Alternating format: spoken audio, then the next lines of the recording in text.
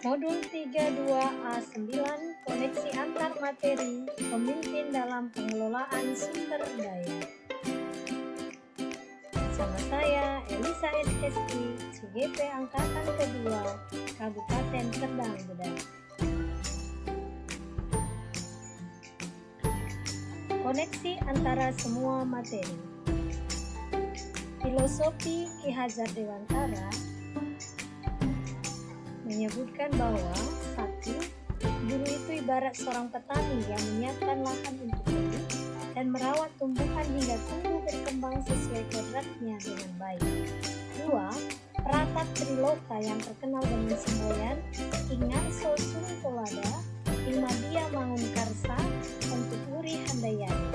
Artinya, di depan memberi teladan, tengah membangun motivasi atau dorongan, di belakang memberi dukungan. Harus memiliki nilai dan peran guru penggerak, yaitu mandiri, reflektif, kolaboratif, inovatif, dan berpihak pada murid.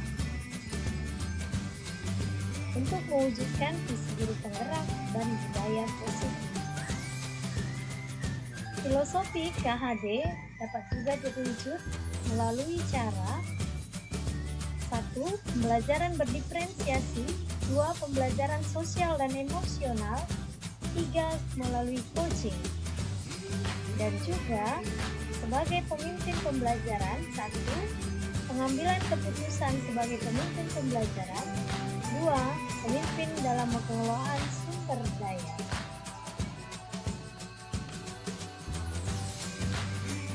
Koneksi modul ini dengan modul sebelumnya.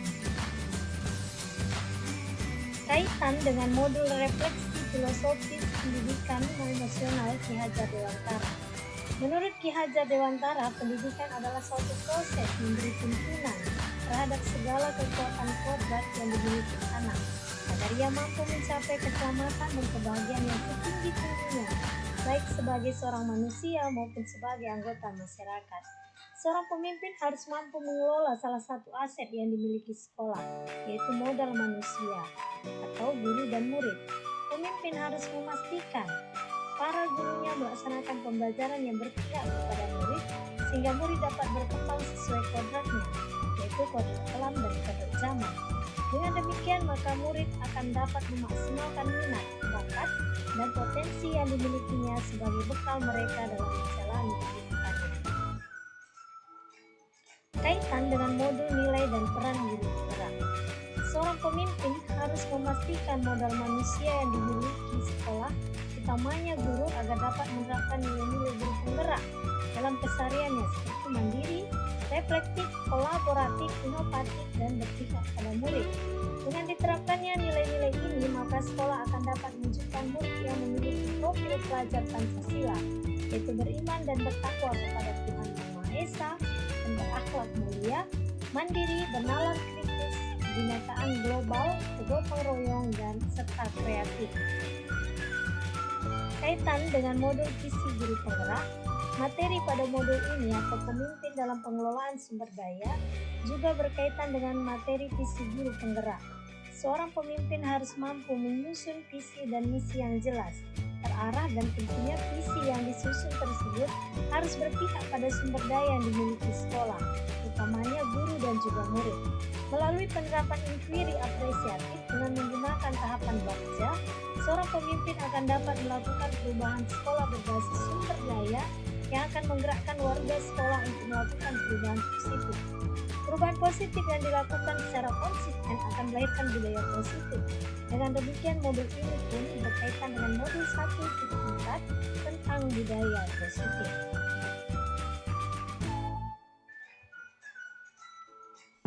Kaitan dengan modul pembelajaran berdiferensiasi, sosial, emosional, dan coaching.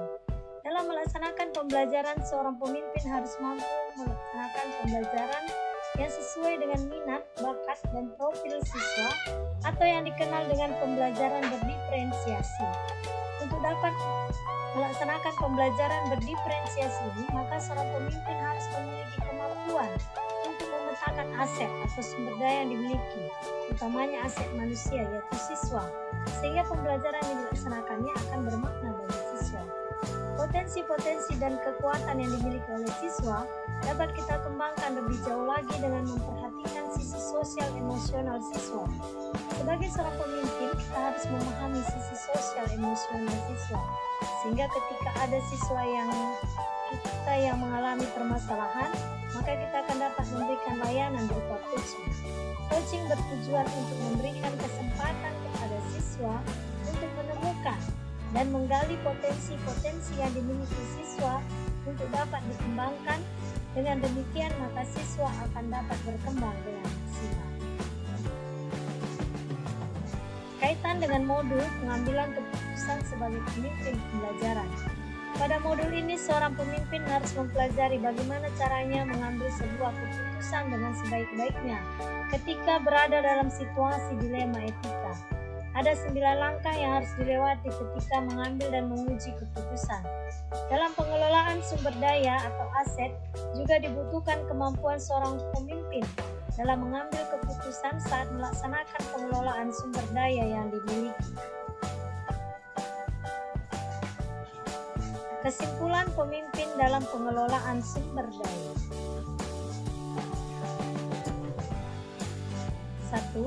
Sekolah adalah sebuah bentuk interaksi antara faktor biotik atau unsur yang hidup dan abiotik atau unsur yang tidak hidup.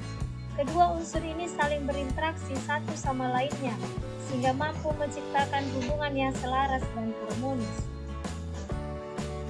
Faktor-faktor biotik yang ada dalam ekosistem sekolah diantaranya adalah 1. Murid, 2. Kepala sekolah, 3. Guru, 4. Staf atau tenaga kependidikan, 5. Pengawas sekolah, 6. Orang tua, 7. Masyarakat sekitar sekolah. Faktor-faktor abiotik yang juga berperan aktif dalam menunjang keberhasilan proses pembelajaran diantaranya adalah 1. Keuangan, 2. Sarana dan prasarana.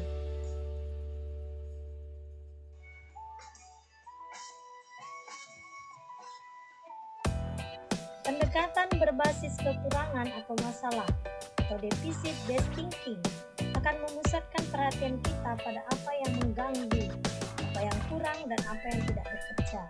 Segala sesuatunya akan dilihat dengan cara pandang negatif. Pendekatan berbasis aset atau asset based thinking adalah sebuah konsep yang dikembangkan oleh Dr. Catherine Kramer. Pendekatan ini merupakan cara praktis menemukan dan mengenali hal-hal yang positif dalam kehidupan. Dengan menggunakan kekuatan sebagai tumpuan berpikir, kita diajak untuk memusatkan perhatian pada apa yang bekerja, yang menjadi inspirasi, yang menjadi kekuatan ataupun potensi yang positif. Perbedaan antara pendekatan berbasis kekurangan dengan pendekatan berbasis aset dapat dilihat dari tabel di bawah ini. Berbasis pada kekurangan, fokus pada masalah dan isu. Berbasis pada aset, fokus pada aset dan kekuatan. Berkutat pada masalah utama, sedangkan berbasis pada aset membayangkan masa depan. Berbasis pada kekurangan mengidentifikasi kebutuhan dan kekurangan, selalu bertanya apa yang kurang. Sedangkan berbasis pada aset berpikir tentang kesuksesan yang telah diraih dan kekuatan untuk mencapai kesuksesan tersebut. Berbasis pada kekurangan, fokus mencari bantuan dari sponsor atau institusi lain.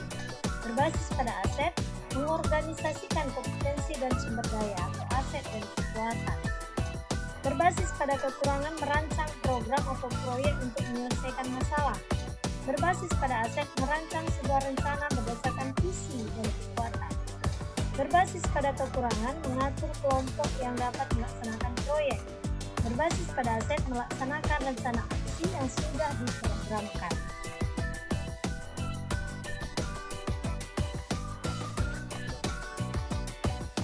Menurut Green dan Haynes tahun 2002, dalam Asset Building and Community Development ada 7 aset utama atau di dalam buku ini disebut sebagai modal utama, yaitu 1. Modal manusia, 2. Modal sosial. 3. Modal fisik. 4. Modal lingkungan atau alam. 5. Modal finansial. 6. Modal politik. 7. Modal agama dan budaya. Untuk mengimplementasikan peran guru sebagai pemimpin pembelajaran berbasis aset, baik dalam lingkungan kelas, sekolah, masyarakat sekitar sekolah, yang mestinya diupayakan oleh guru diantaranya adalah 1. Memetakan potensi aset yang dimiliki ekosistem sekolah. 2. Pengambilan keputusan yang cepat, tepat, cekat, dan akurat. 3. Mengkoordinasikan dan menyelaraskan seluruh sumber daya yang ada. 4. Memobilisasi sumber daya yang dimiliki untuk mencapai tujuan pembelajaran yang diinginkan. Refleksi. Sebelum mempelajari modul ini, saya memiliki paradigma defisit based asset. Artinya, saya melihat ekosistem sekolah dalam sudut pandang kelemahan, sehingga keunggulan atau potensi yang ada di sekolah tertutupi. Hal ini mengakibatkan saya mengalami kesulitan dalam memobilisasi sumber daya yang ada untuk kepentingan pembelajaran peserta didik, karena saya lebih berfokus pada masalah yang dihadapi. Setelah mempelajari modul 3.2 ini, perspektif saya ternyata selama ini keliru. Untuk melakukan transformasi pendidikan di sekolah, pendekatan asset-based community development merupakan langkah terbaik dan lebih relevan karena berfokus pada kekuatan yang dimiliki dalam ekosistem sekolah, sehingga memudahkan untuk melakukan perencanaan, pengorganisasian, dan melaksanakan rencana aksi transformasi pendidikan yang berpihak pada peserta didik untuk mewujudkan pelajar yang berprofil Pancasila. Rancangan tindakan. Prakarsa perubahan, mewujudkan kelas yang lebih nyaman dan menyenangkan. Tahapan B. Buat pertanyaan atau define pertanyaan. Apa yang bisa kita lakukan untuk membuat kelas kita menjadi lebih nyaman dan menyenangkan? Daftar tindakan yang perlu dilakukan untuk menjawab pertanyaan, menggali cita-cita dan harapan murid-murid mengenai kelas yang nyaman dan menyenangkan. 2. Bagaimana mewujudkan kelas yang nyaman dan menyenangkan? Melibatkan murid untuk menginventaris kekuatan atau potensi yang dimiliki. 3. Siapa saja yang dapat terlibat dalam upaya mewujudkan kelas yang lebih nyaman dan menyenangkan? Yaitu mengajak kolaborasi murid dan rekan guru, khususnya guru prakarya. 4. Kapan waktu pelaksanaan? Yaitu mulai sekarang sampai 2 bulan ke depan.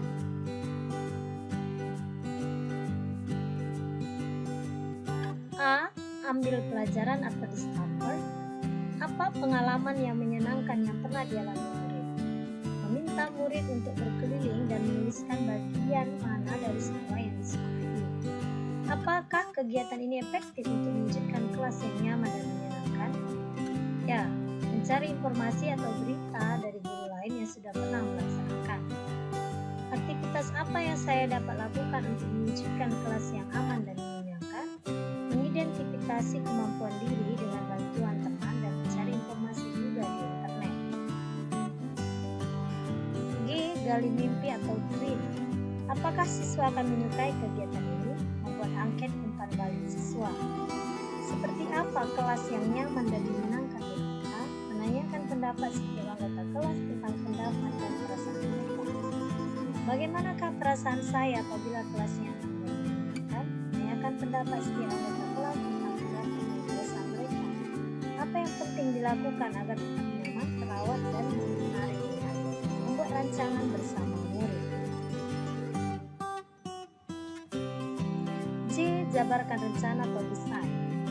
Apakah langkah-langkah untuk menyiapkan kelas yang nyaman dan menyenangkan?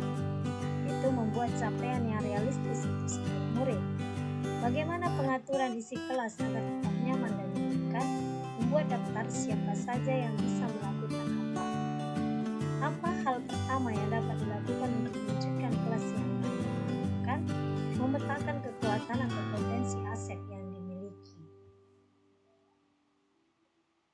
atur eksekusi atau deliver. Siapa saja yang akan saya libatkan dalam mewujudkan rencana ini? Saya sebagai wali kelas dan murid anggota kelas. Apa saja peran masing-masing murid? Menyusun tim kerja dan deskripsi tugas setiap anggota. Siapa yang bertanggung jawab memonitor agar kelas dapat tetap nyaman dan menyenangkan? Menyusun tim kerja dan deskripsi tugas setiap anggota. Berapa lama dan kapan kita akan mulai mewujudkannya? Menentukan waktu untuk penyelesaian tugas. Sekian dan terima kasih.